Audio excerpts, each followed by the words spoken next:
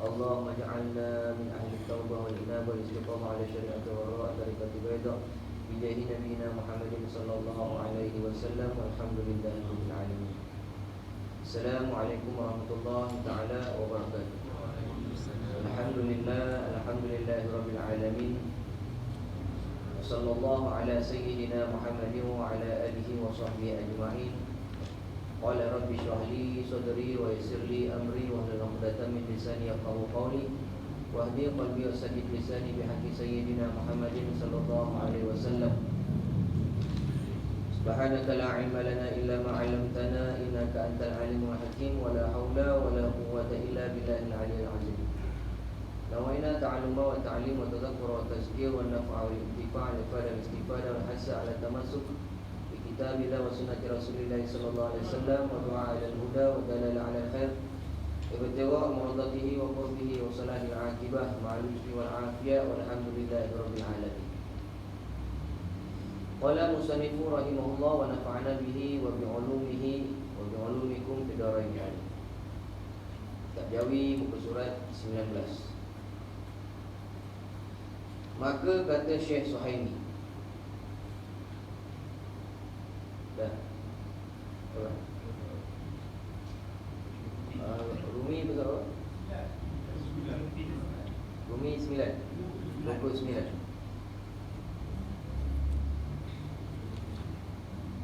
Jawi muka surat 19.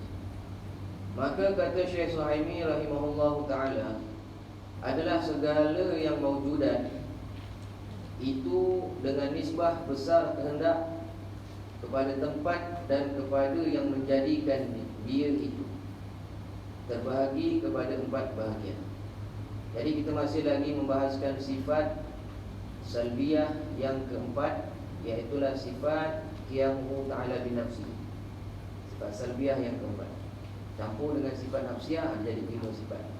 Jadi kita masih lagi membahaskan sifat yang keempat, sifat salbiyah yang keempat.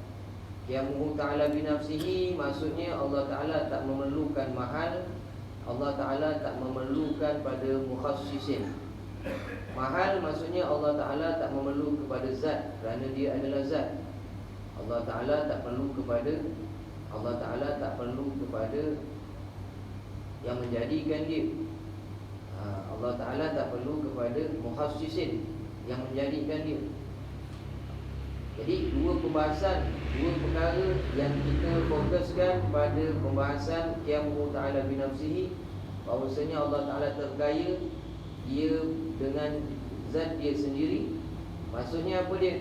Allah Ta'ala itu ibaratun an-nafi, ibarat pemahaman yang menunjukkan bahawasanya Allah Ta'ala itu iftikar ila mahal wa mukhassisin. Allah Ta'ala tak berkehendak, tak berhajat kepada zat, dan Allah Ta'ala tak berhajat kepada yang menciptakan dia. Sebab kalau Allah Ta'ala berhajat kepada zat, berarti Allah Ta'ala itu tak ada sifat istighna, tak ada sifat kaya pada dia, sebab dia masih berhajat dia. Tapi Allah Ta'ala dia tak berhajat, sebab dia memiliki sifat istighna, dia memiliki sifat yang kaya. Dan Allah Ta'ala dia tak memerlukan kepada yang menjadikan dia. Itu maksud qiyamuhu ta'ala binafsihi yang kedua. Kalau Allah Ta'ala perlu pada pencipta, maka itu adalah makhluk. Makhluk diperlukan kepada pencipta.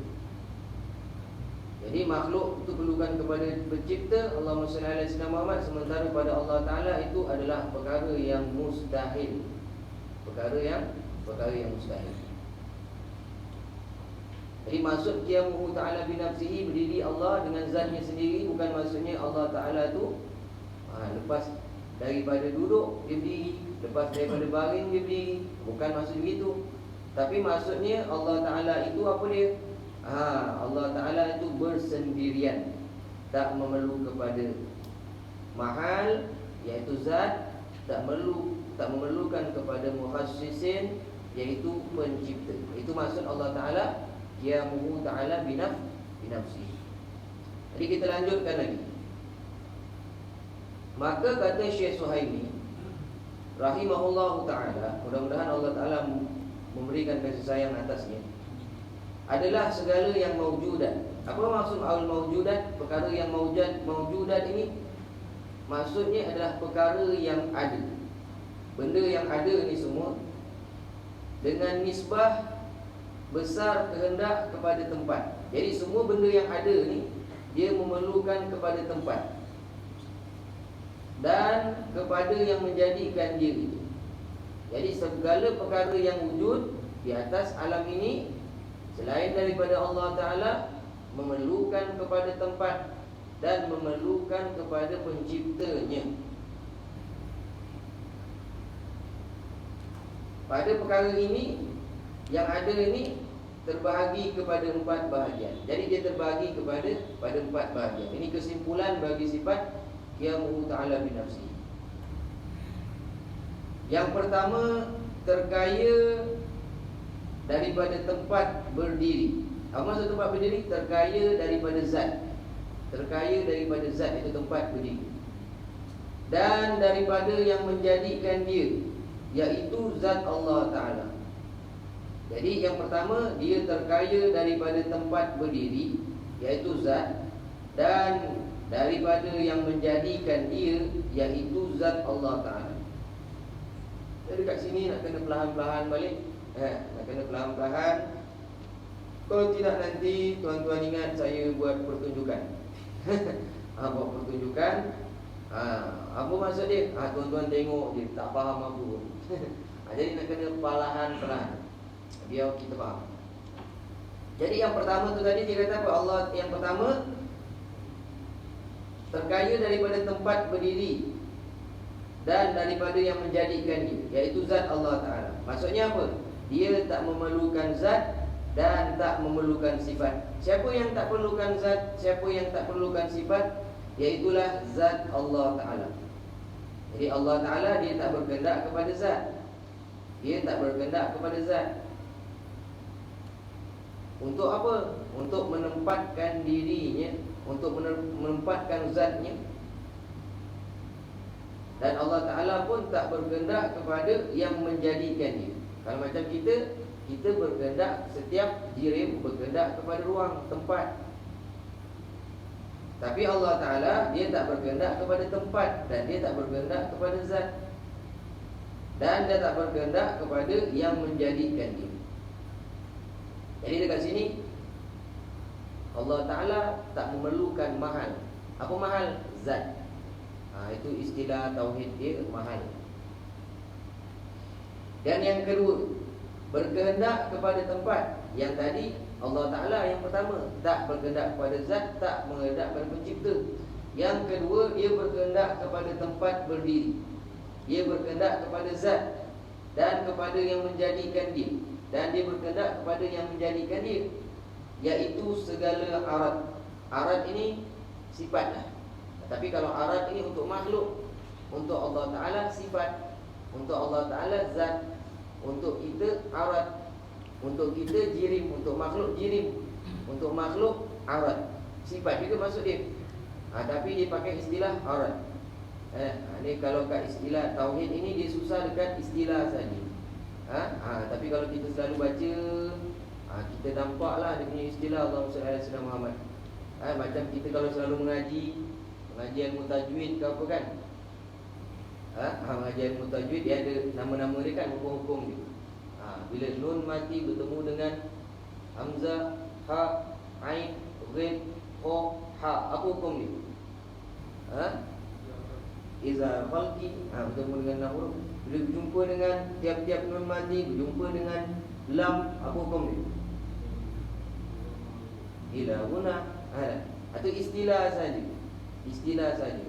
Jadi kalau orang yang belajar ilmu tauhid, dia banyak main istilah sama macam ilmu-ilmu yang lain. Jadi kita tak perlu peninglah bila kita dengar zat, sifat dia. Lagipun kita dah banyak kali dengar.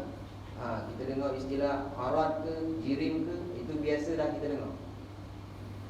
Jadi yang kedua, dia berkehendak kepada tempat berdiri. Dia memerlukan kepada zat dan kepada yang menjadikan dia, iaitu segala arat.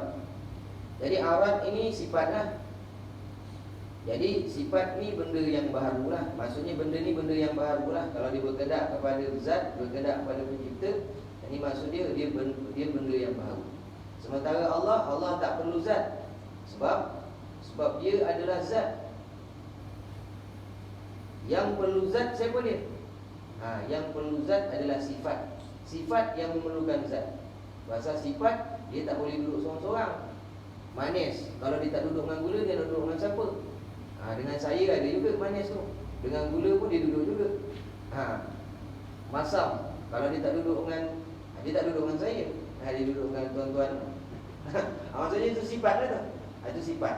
Dia duduk dengan zat, dia duduk dengan alat. Itu ni. Jadi zat Allah Ta'ala dia tak perlukan zat sebab dia zat. Yang perlukan zat adalah sifat. Jadi macam sifat-sifat kita ni lah. Dia duduk pada zat kita, pada diri kita, pada alat, pada jisim kita. Jadi setiap yang memerlukan kepada tempat dan pencipta itu adalah benda yang baru. Benda yang baru. Selain daripada Allah Ta'ala, mesti ada sifat baru. Apa sifat baru? Dia mengambil tempat dan ruang. Dia mengambil tempat dan ruang. Bila sebut baru, selain daripada Allah Ta'ala, mesti dia ada tempat, mesti dia ada ruang. Itu yang kedua. Mudah je. Yang ketiga, terkaya daripada zat tempat berdiri, tetapi berkehendak kepada yang menjadikan dia, iaitu segala jirim. Jadi dia tak perlukan kepada zat, dia tak perlukan kepada zat, tetapi dia perlu kepada pencipta dia, yang menjadikan dia. Siapa dia? Itu adalah jirim. Sebab apa dia tak perlu kepada zat? Sebab dia itu adalah zat. Dia benda yang berketul. Dia nak benda yang berketul yang lain lagi, nak buat apa? Jirim ni apa dia? Jirim ni benda yang berketul. Contoh meja. Ini meja. Dia tak perlukan meja yang lain sebab dia dah meja dah. Macam tu lah. Jadi dia tak perlu kepada zat sebab dia dah ada dah. Tapi dia perlu kepada pencipta yang menjadikan dia. Sebab kalau tak ada yang menjadikan dia, tak jadilah dia tu nama dia jirim. Boleh faham? Jadi jirim, dia tak perlu dengan jirim yang lain. Apa maksud jirim? Ma yamla'ul faragh. Apa ma yamla'ul faragh? Sesuatu yang memerlukan kepada ruang. Jadi itu yang berkaitan dengan makhluk, yang berkaitan dengan Allah Ta'ala. Yang tadi itu kita kena belajarlah yang berkaitan dengan Allah Ta'ala. Pasal dalam hidup kita yang paling penting Allah Ta'ala, bukan yang lain. Kalau yang lain lagi penting dalam hidup kita, tak payahlah belajar. Dalam hidup kita yang paling penting sekali Allah Ta'ala. Yang keempat, terkaya daripada yang menjadikan dia. Allah Ta'ala tak perlu kepada yang menjadikan dia. Yang ini terkaya daripada yang menjadikan dia, dan berdiri ia pada zat, iaitu sifat Allah Ta'ala. Dia tak perlu yang menjadikan dia. Sebab apa dia? Sebab dia adalah sifat Allah Ta'ala yang berdiri pada zat Allah Ta'ala. Dia dah ada dah sifat Allah Ta'ala, memang duduk pada zat Allah Ta'ala. Sifat apa sifat Allah Ta'ala? Wujud, idam, baqa', mukhalafatuhu ta'ala lil hawadisi, sampailah kaunuhu mutakalliman. Itu sifat-sifat yang dah berdiri pada zat Allah Ta'ala. Jadi dia tak perlu lagi pada yang menjadikan dia, pasal dia memang dah ada pada zat Allah Ta'ala. Tetapi dia perlu pada zat, sebab setiap sifat dia menumpang kepada zat.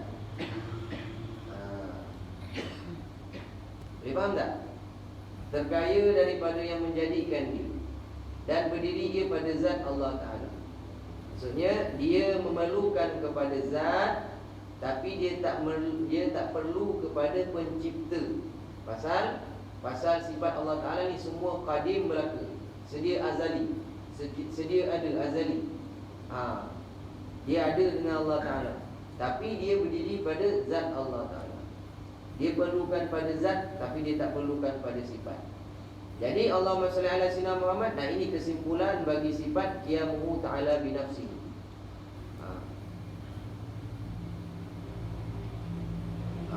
Kesimpulan bagi sifat qiyamuhu ta'ala binafsi. Yang mana kesimpulannya pada hak Allah Ta'ala ni dia tak berkehendak kepada zat.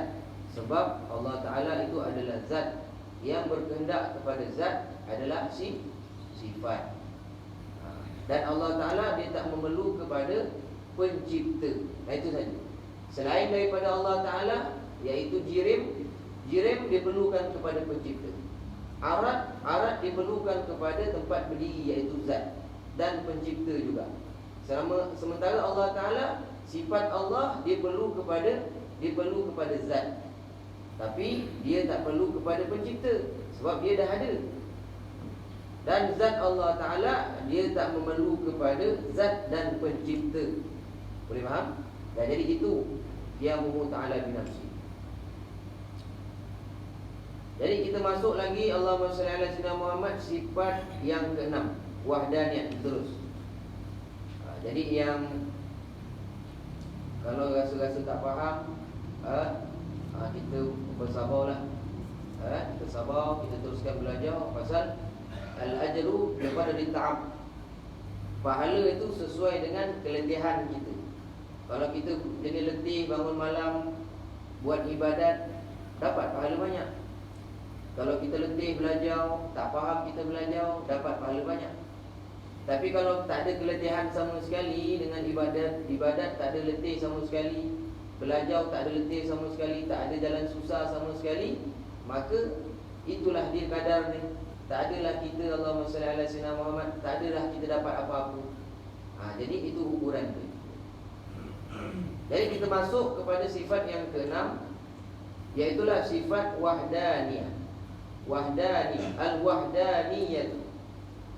Jadi ini sifat yang menunjukkan ketunggalan Allah Ta'ala daripada segi zat, sifat dan perbuatan. Jadi kita betul-betul nak kena mengesakan Allah Ta'ala, barulah kita layak dinamakan sebagai orang yang muwahhid. Apa muwahhid? Orang yang betul-betul mentauhidkan Allah Ta'ala. Apa dia muwahhid?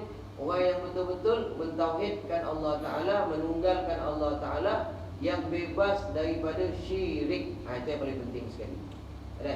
Baik syirik khafi, baik syirik jali. Syirik yang nyata, sembah pokok, sembah tokong. Syirik yang batin, misalnya kita percaya ada kuasa pada azimat, kita percaya ada kuasa pada bomoh. Itu semua syirik batin yang boleh menyebabkan i'tikad kita kufur, kafir secara ijma'. Boleh faham? Jadi nak kena belajar ini betul-betul. Yang keenam, wahdaniyah. Artinya esa Allah Ta'ala pada zat, pada sifat, pada perbuatan. Jadi wahdaniyah ini bukan sifat yang wujudiyah, tapi sifat yang adamiyah. Sifat yang kita faham saja pada akal kita. Kita faham saja Allah Ta'ala ni dia memiliki sifat yang esa, yang tunggal. Tapi kalau kita nak tunjuk, ya Allah mana kau punya tunggal, tak boleh lah, pasal dia bukan sifat yang ada, tapi sifat yang faham saja pada kita. Sebab ni sifat apa? Ibaratun an nafi kasratid dzat was sifat wal af'al. Pemahaman ini, sifat ini kita belajar untuk apa? Untuk kita faham bahawasanya Allah tidak banyak, tidak berbilang, tidak berkongsi pada zat dia, pada sifat dia, dan pada perbuatan dia. Itu pemahaman. Sebut dia wahdaniyat, kita faham. Tiga benda ni tak ada. Allah Ta'ala tunggal, ifrad fi zati sifatihi wa af'ali. Pada zatnya, pada sifatnya, pada perbuatannya. Itu. Jadi bertepatanlah dengan syahadat kita. Apa dia?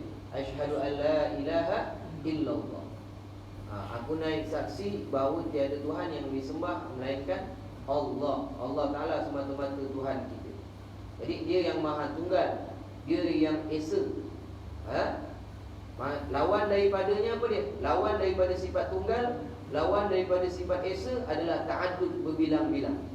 Dalam dunia ni Allah Ta'ala jadikan semua berbilang-bilang. Masyarakat berbilang-bilang, bahasa berbilang-bilang, buku berbilang-bilang, ideologi berbilang-bilang, parti berbilang-bilang, kelompok berbilang-bilang, mazhab berbilang-bilang, firqah-firqah berbilang-bilang. Kecuali satu saja yang Allah Ta'ala tak jadikan berbilang-bilang. Satu saja yang tak berbilang-bilang, Allah Ta'ala saja. Itu hikmah ni. Kenapa Allah Ta'ala jadikan ini macam ni? Kenapa macam ni? Kenapa macam ini? Nak menunjukkan yang esa, yang tunggal hanyalah Rabbul Jalil Subhanahu wa Ta'ala, yang maha tinggi Azza wa Jalla, Jalla Jalal. Jadi wahdaniyah, itu bahasa Arab lah. Artinya esa Allah Ta'ala pada zat. Dia tak panggil satu kan? Dia tak panggil satu. Inilah wahdaniyat. Itulah tauhid, ilmu tauhid. Wahdaniyat itulah dia. Tak panggil satu. Kalau satu mesti ada dua. Kalau dua mesti ada tiga. Allah satu-satunya. Orang boleh cakap ada dua nanti. Sebab satu dia ada dua, dua ada tiga. Tapi kalau kata esa, kalau kata tunggal, dia tak ada beza. Nanti kejap lagi, belum lagi. Nanti esa lagi perbuatan. Kan ada teka-teki tu kalau ingat. Dia bukan satu. Apa teka-teki dia tu? Orang musafir kan, dia musafir, dia naik atas kapal, dia dapat teka-teki. Dia bukan satu tapi dia dua. Dia bukan dua tapi dia tiga. Dia bukan tiga tapi dia empat. Dia bukan empat tapi dia lima. Dia bukan lima tapi dia enam. Dia bukan enam tapi dia tujuh. Apa dia? Itu panjang cerita tu. Kita sambung ni. Nanti kita ada masa nanti kita kalau masa sempat kan kita beritahu. Dia bukan satu tapi dia dua. Jadi Allahumma salli ala sayyidina Muhammad. Allah Ta'ala tu tunggal lah. Berdalil kalau dalam Al-Quran itu qul huwallahu ahad. Allah katakanlah Allah tu esa. Ataupun innallaha witr yuhibbul innallaha witr yuhibbul witra. Allah Ta'ala tu ganjil dan dia suka yang ganjil. Jadi satu tu ganjil. Betul solat witir kan? Solat sunat kalau orang soleh dia tak pernah tinggalkan solat witir. Kurang-kurang satu rakaat. Paling maksimum 11 rakaat lah. Rasulullah dia tak pernah tinggalkan solat witir. Jadi macam mana cara kita? Kita pun kalau boleh jagalah witir kan. Lepas solat isyak, kita solat Allahumma salli ala solat ba'diyah, lepas tu kita solatlah witir satu rakaat. Solat witir satu rakaat. Nanti kat rumah, jadi witir ni dipanjanglah bahasa ni. Panjanglah bahasa ni. Pada mana? Nanti dah buat solat witir, nanti orang boleh tak Ustaz nak bangun tahajud? Nanti itu persoalan ni. Nanti kan masuk bahasa pekau lah nanti. Tapi kita nak tahu Allah Ta'ala tu dia ganjil, dia suka yang ganjil. Jadi Allah Ta'ala tu esa Allah Ta'ala pada zat, pada sifat dan pada perbuatan. Pada perbuatan, sifat, zat dan perbuatan.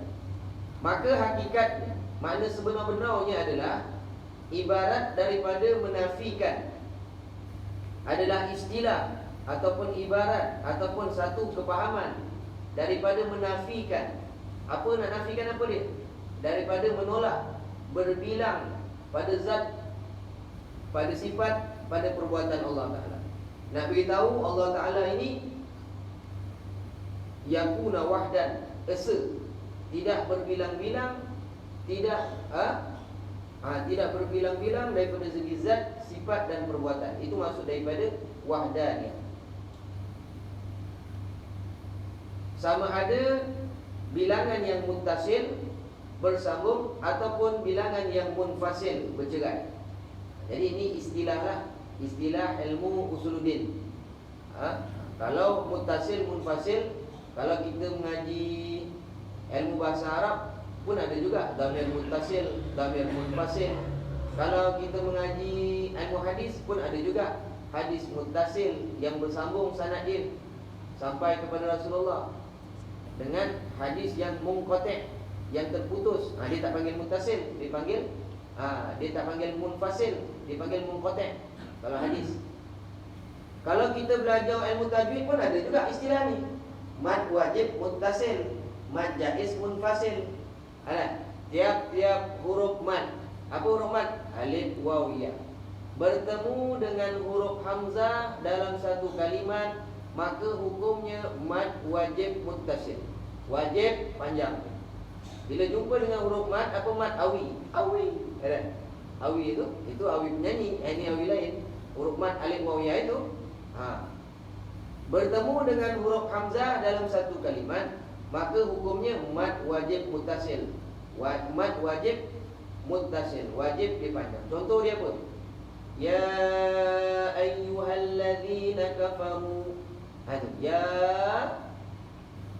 alif dengan hamzah dalam satu kalimat, ayyuhalladzi. Jadi ya tu wajib baca panjang. Contoh lain, bi asma'i. Jadi ma tu wajib baca panjang sebab alif dengan hamzah dia duduk dalam satu kalimat. Huruf mat alif itu dia duduk dalam satu kalimat dengan hamzah, panjang. Contoh lain, jaa. Tadi kena baca jaa Zaidun. Asal kata dia jaya hamzah. Jaa. Jadi ja tu kena panjang pasal alif dengan hamzah diduduk dalam satu kalimat. Mad wajib muttasil namanya. Ada lagi mad wajib munfasil. Ini belajar tajwid mad wajib munfasil. Huruf mad yang duduk yang bertemu dengan huruf hamzah tetapi dalam dua kalimat. Contoh, qul ya ayyuhal kafirun. Qul ya ayyuhal kafirun. Jadi dekat situ boleh baca apa dia? Dia mad jaiz munfasil. Dia boleh baca qul ya ayyuhal kafirun atau panjang sikit. Qul ya ayyuhal kafirun atau panjang lagi. Qul ya, yang panjang-panjanglah. Maksudnya jaiz, hukum dia harus panjang ni. Kalau dalam satu kalimat wajib. Boleh faham? Ataupun bima unzila ilaika wa ma, bima unzila. Jadi ma tu mim alif dengan huruf mat, unzila dua kalimat. Jadi bima unzila ilaika wa ma, dia tak perlu baca bima unzila ilaika wa ma unzila. Boleh faham? Itu mudah aja. Itu ya dalam istilah ilmu tajwid. Nah, dalam istilah ilmu tauhid pun ulama ambil pakai istilah muttasil dan munfasil. Muttasil dan munfasil. Ini apa dia? Ini istilah dalam ilmu usuluddin. Jadi Allah Ta'ala itu esa daripada zat, sifat dan perbuatan. Sama ada pada bilangan muttasil yang bersambung atau bilangan yang munfasil yang bercerai. Jadi ini muttasil dan munfasil ini adalah istihalatul mustahil. Istihalah ataupun istilah yang mustahil pada zat Allah Ta'ala. Allah Ta'ala tak ada muttasil, Allah Ta'ala tak ada munfasil. Ini dua perkara yang ada dalam pembahasan sifat wahdaniyah. Apa kata istihalah? Dia ada istihalah. Dia kalau kita mengaji hukum akal mula-mula dulu kita mengaji wajib, mustahil, harus. Tapi kalau kita dah naik lagi, dia bukan wajib, mustahil, harus. Tu tak betul lagi tu. Yang betul apa dia? Wujub, istihalah, jawaz. Wujub, istihalah, jawaz. Allah Ta'ala wajib bersifat dengan kuasa. Istihalah dia sifat mustahil, Allah Ta'ala lemah. Istihalah, Allah tu tak lemah. Itu istihalah. Tak lemah itu istihalah. Mustahil, itulah lemah. Istihalah tak lemah. Mendengar, mustahil Allah Ta'ala tak mendengar. Jadi mustahil peka. Tak peka itu istihalah. Itu maksud dia lah. Faham ke tak faham tak boleh. Jadi itu istihalah, mustahil. Tak apa tu tinggal.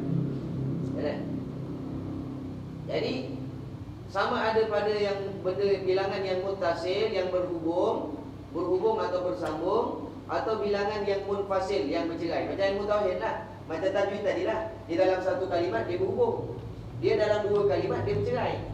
Jadi dalam satu kalimat dia jadi mat wajib, bila dah dalam dua kalimat dia jadi mat jaiz. Gitu dia. Adapun makna esa Tuhan pada zat itu, makna Allah Ta'ala esa Ini penafian yang pertama. Nak menafikan yang pertama pada zat. Esa Allah Ta'ala pada zat itu, tunggal Allah Ta'ala pada zat itu, iaitu menafikan kam mutasil pada zat. Jadi nak menafikan kam mutasil pada zat. Kam tu artinya berapa. Biasa orang tanya kan, kam umruka, berapa umur kau? Kam zaujatuka, berapa isteri kau? Wahid kita kata satu, malu dia kata. Tambah lagi. Contoh dia kata kam apa lagi? Jadi kam itu berapa artinya. Jadi bila sebut kam mutasil itu, nak menafikan kam mutasil pada zat, maksudnya ada kuantiti. Mutasil itu kuantiti yang berhubung, yang berbilang pada zat Allah Ta'ala. Jadi kam mutasil ini ada unsur-unsur. Ada tak unsur-unsur yang membentuk zat Allah Ta'ala? Macam kita ni ada unsur-unsur dia. Macam pen, dia ada dawan, ada dia punya batang dia, ada dia punya tajam dia, ada tempat tekan dia. Itu dia, nama dia apa dia? Dia ada kam dia, ada berapa dia. Tapi pada Allah Ta'ala dia tak ada berapa. Tak ada unsur-unsur yang daripada unsur ini, pada unsur ini, pada unsur ini terus terjadi Allah Ta'ala. Tak ada. Allah Ta'ala bukan yang seperti itu. Jadi kita kata macam mana?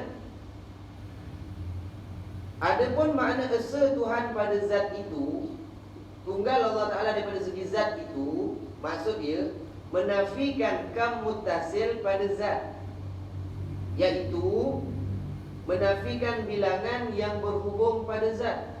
Jadi Allah Ta'ala tak ada bilangan pada zat dia, tak ada tercantum pada zat dia, tak ada bersusun pada zat dia, daripada beberapa unsur. Unsur apa? Unsur jauhar atau lebih. Satu jauhar, objek ataupun lebih. Jadi Allah Ta'ala ni bukan murakab, bukan benda yang bersusun. Kalau kita bersusun, kalau Allah Ta'ala zat dia tak bersusun. Seperti tiada zat Tuhan bersusun daripada darah, daging, tulang, urat. Itu dia. Jadi tulang, darah, daging, tulang, urat. Allah Ta'ala dia bukan murakab, dia tak berjuzuk, dia bukan daripada unsur-unsur yang tertentu lalu membentuk zat Allah Ta'ala, bukan. Kalau kita daripada unsur-unsur yang tertentu. Allah Ta'ala sebut dalam Quran kan, fi ayyi suratin ma syaa rakkabak. Pada bentuk-bentuk fi ayyi syai'in suratin ma syaa rakkabak. Pada bentuk-bentuk yang dia kehendaki untuk membentuk tubuhmu. Itu kita lah. Tapi kalau dia tak ada. Kalau kita pada bentuk yang dia kehendaki, dia susun kita dengan apa dia? Daripada air mani yang hina, daripada saripati tanah, kemudian naik kepada jadi darah, kemudian jadi tulang, kemudian jadi daging yang disalut tulang, kemudian barulah jadi penciptaan kita. Itu kita. Ada urat.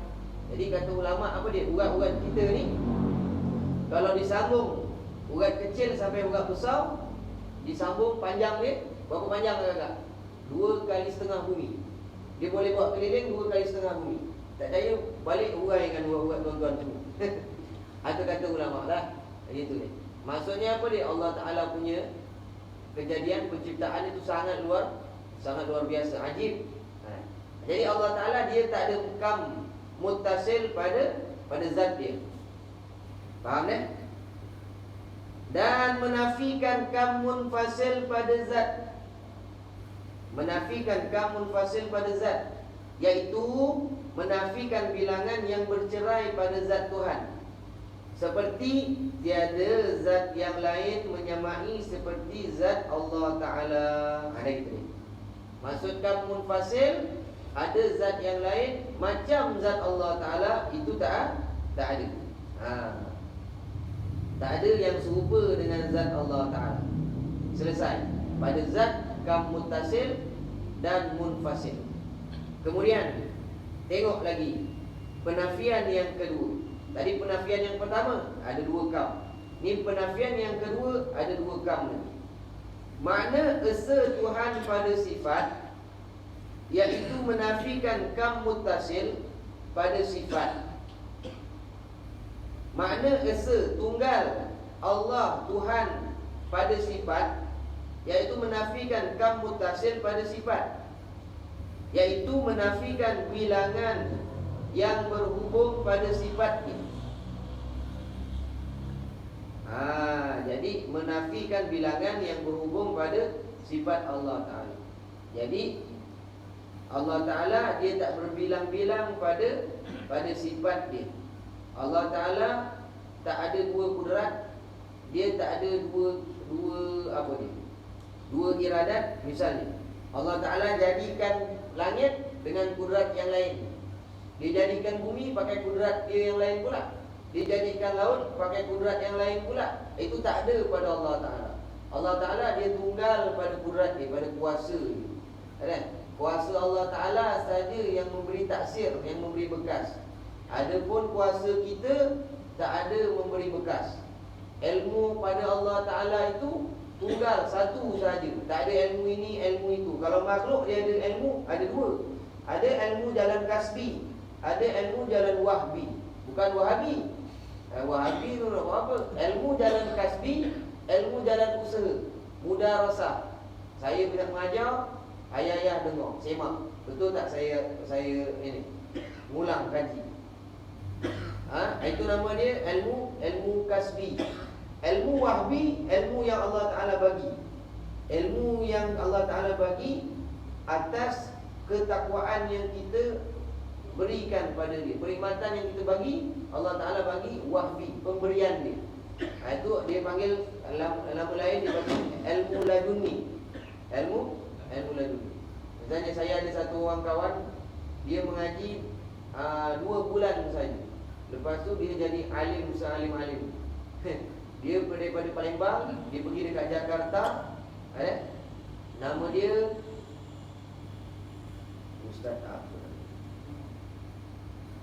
Ustaz Abul Al-Syazili. Dia bapa dia bawa tarikat Syazili ya. Ustaz Abul dia pergi mengaji 2 bulan saja, dia balik, Quran dia hafal. Mana orang hafal Quran dulu kan? Bahasa Arab dia lancar. Lepas itu dia pandai mahir ilmu-ilmu yang lain. Itu ilmu apa dia? Ilmu laduni, ilmu wahbi. Itu orang yang pelihara takwa, dia dapatlah ilmu tu. Itu 1 dalam 1,000,000. Bukan tuan-tuan balik rumah lepas ni tak nak datang surau masjid lagi. Aku nak tunggu ilmu laduni lah. Tunggu lah. Tak dapat lah. Itu 1 dalam 1,000,000. Jangan-jangan jumpa lah. Kalau kat Alai ni tak jumpa lagi lah. Tapi banyak yang tak datang kelas tu, banyak ilmu laduni lah tu. Mungkin dia dah Allah Ta'ala ajar direct kan. Itu tak payah belajar lagi. Macam kita ni kena iktisab, kena usaha kan. Itu ilmu makhluk. Ilmu Allah Ta'ala dia meliputi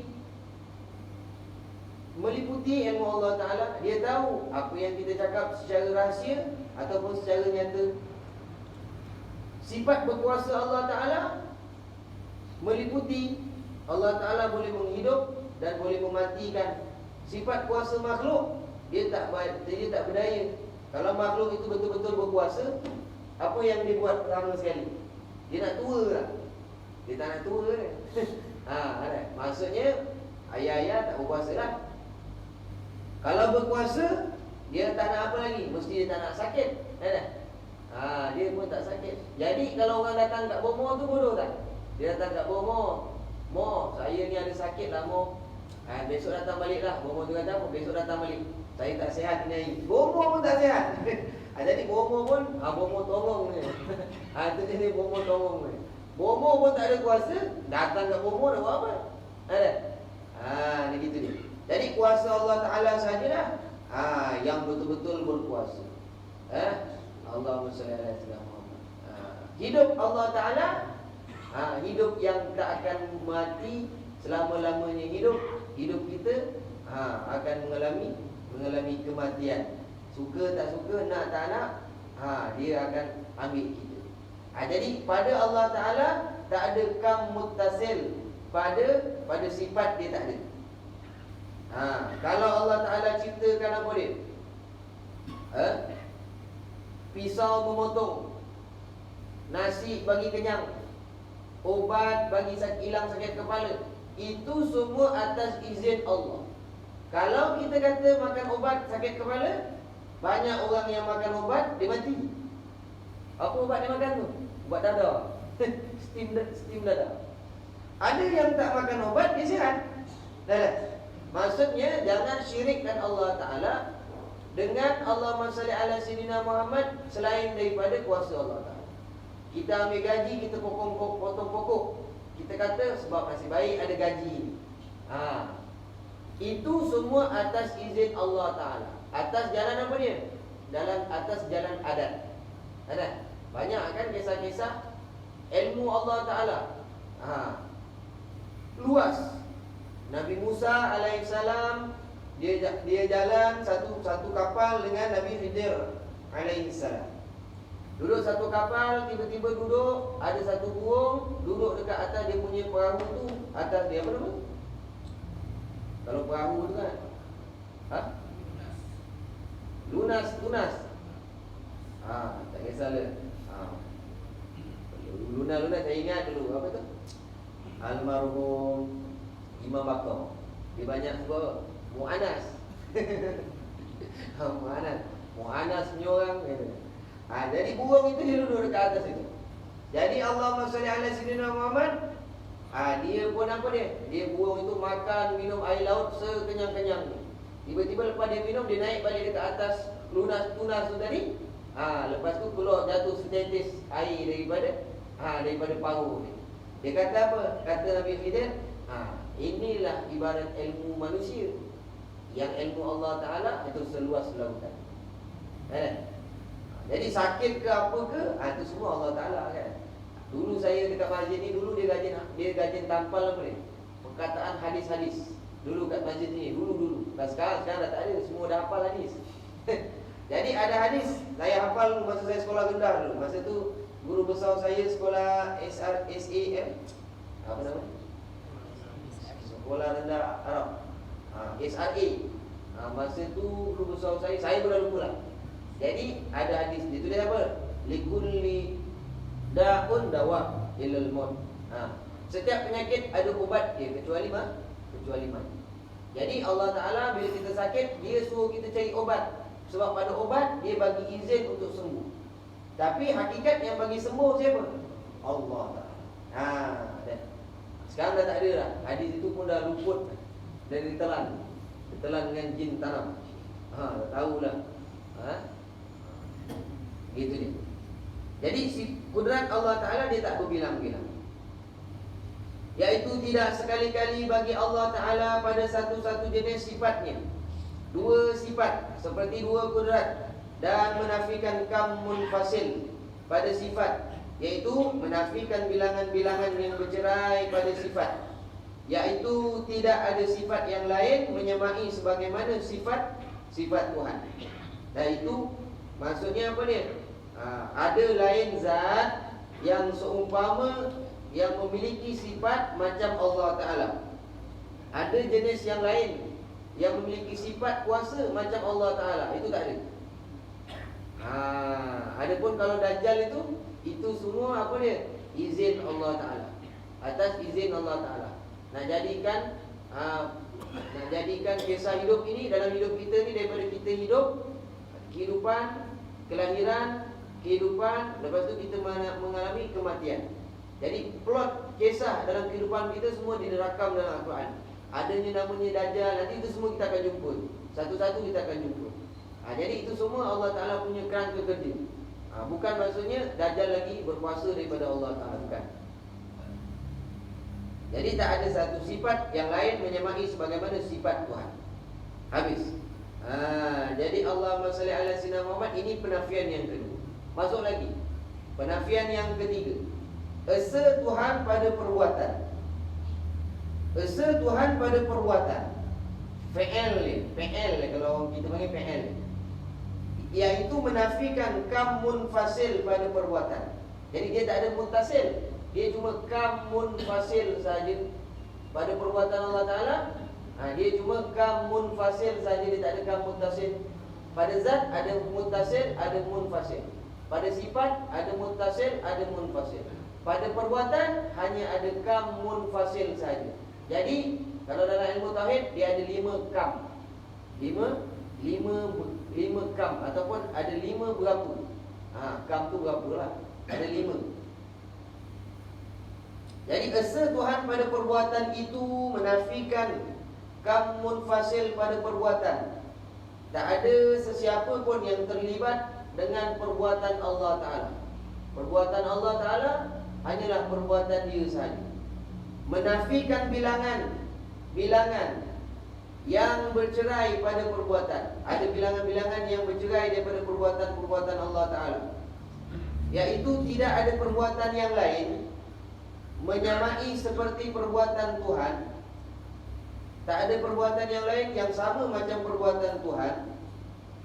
Bahkan segala barang yang berlaku di dalam alam semuanya perbuatan Tuhan. Sama ada perbuatan itu baik rupanya dan hakikatnya seperti iman dan taat, atau jahat rupanya. Jadi iman pun perbuatan Allah Ta'ala, dia yang bagi iman. Untung orang yang beriman, orang yang percaya kepada rukun Islam yang 6 itu. Kalau dia tak percaya salah satu daripada rukun Islam itu, maka dia jatuh kepada kufur. Itu rukun iman, rukun hakiki namanya. Kalau rukun Islam, itu rukun uruf namanya. Kalau dia tak buat semayang, kalau dia tak pergi haji, dia tak kufur, tapi nama dia sebagai orang yang kufur nikmat. Dia tak dihukumkan kafir. Cari jemaah. Tapi kalau rukun Islam ditinggalkan salah satu, dia kafir, keluar daripada Islam. Jadi rukun Islam itu rukun uruf, rukun Islam itu rukun hakiki. Rukun iman, rukun hakiki, wajib percaya pada Allah, percaya pada Rasul, percaya pada kitab-kitab. Tak percaya satu je, kafir. Rukun Islam itu rukun uruf. Dia tinggal satu, maka Islam dia tak sempurna. Tapi kalau dibuat 5, maka terang meneranglah keislaman yang ada pada diri.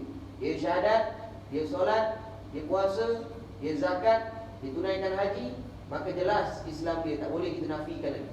Itu cara zahir dia. Cara batin, iman. Jadi orang yang Allah Ta'ala berikan iman, apa dia iman? Maksud iman itu, dia percaya. Maksud percaya itu apa dia? Dia, iman itu benda yang tak boleh dipikir dengan akal. Dia maksud dia percaya. Kalau benda tu masih boleh fikir lagi, itu belum percaya. Ada? Maksud iman, saya kata apa? Saya tadi makan tengah hari dekat planet Pluto. Makan petang tadi, minum petang tadi, saya pergi dekat planet Marikh. Lepas tu kejap ikan saya nak pergi planet Zuhal. Saya cakap macam tu, Tuan beriman. Tuan beriman berarti maksud dia percaya. Tak payah fikir lagi lah. Kalau fikir maksudnya tak percaya. Boleh faham? Jadi iman itu luar otak. Jadi hakikatnya seperti iman, percaya. Taat, ketaatan yang kita buat. Jahat rupanya, jahat perangainya. Maksud rupa tu jahat perangai. Tiada pada hakikatnya seperti kafir dan maksiat, dan sama ada perbuatan dirinya atau perbuatan lainnya, semuanya itu perbuatan Tuhan. Tiada sekali-kali hamba mempunyai perbuatan, pada hakikatnya hanya ada usaha dan ikhtiar yang tak memberi bekas. Jadi kalau kita, perbuatan kita tak ada memberi bekas. Perbuatan Allah Ta'ala mesti, kalau dia kata jadi, iza aradallahu syai'an an yakula lahu kun fayakun. Kalau kita buat baik, Allah Ta'ala bagi pahala. Wa in yusibna bimahdil fadl, andainya Allah Ta'ala balas kita dengan pahala itu, bifadli bimahdil fadl, itu semata-mata kurniaan daripada Allah Ta'ala. Bukan sebab dia kena bagi balas kat kita. Kita semayang, dia kena bagi 27 wajib. Allah Ta'ala tak diwajibkan dengan apa-apa pun. Kita yang nak minta dengan dia. Kita ni fakir. Bila kita fakir, Allah Ta'ala tu kaya. Wa in yusibna bimahdil fadl, kalau Allah Ta'ala balas pahala pada kita, itu kurniaan daripada Allah Ta'ala. Wa yuzibna bimahdil adl. Kalau Allah Ta'ala mengazab kita, itu adalah bentuk keadilan Allah Ta'ala. Layaklah kita diazab. Sebab kita ni memang apa dia? Memang zalim pada diri kita sendiri. Jadi tak ada perbuatan kita, tak ada. Yang ada perbuatan ciptaan Allah Ta'ala saja. Dalilnya wallahu khalaqakum wa ma ta'malun. Allah Ta'ala yang menciptakan kita dan seluruh perbuatan kita. Cuma kita lah, maksudnya bukan nak berserah. Itu Jabariyah namanya. Contoh dia kata apa dia?